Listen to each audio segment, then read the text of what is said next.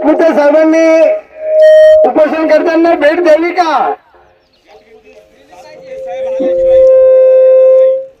आता मॅडमने तुमच्या सगळ्या मागण्या मान्य केल्यात.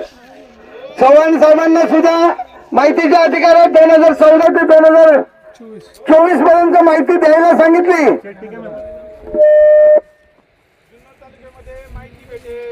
आर्थिक कोण भेटेल त्यांना, पण महत्वाचा प्रश्न आयरणी जो आहे निवड हटाव बचाव.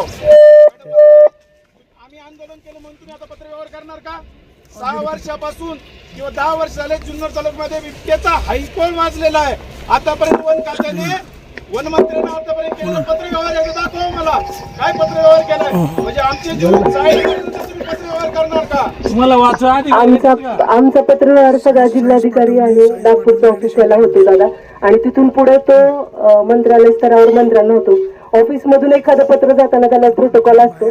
डायरेक्ट मंत्र्याला पत्र आमच्यातर्फे जाऊ शकत नाही. आमच्यातर्फे जिल्हाधिकारी पहिले, जिल्हाधिकाऱ्याला पत्रव्यवहार झालेला आहे, नागपूरच्या ऑफिसला पत्रव्यवहार झालेला आहे. हे सगळं मी तुम्हाला याच्या कॉपीज तुम्हाला दाखवायला तयार आहे. कधी येईन केव्हा येईल.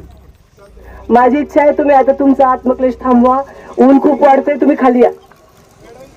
तुम्ही जी विनंती केली ती आम्हाला मान्य आहे, पण आमचं लाचचं म्हणणं आहे सातपुते साहेब जोपर्यंत येत नाहीत तोपर्यंत आम्ही आता आंदोलन करते. पुन्हा संघच काय बोलणार नाही.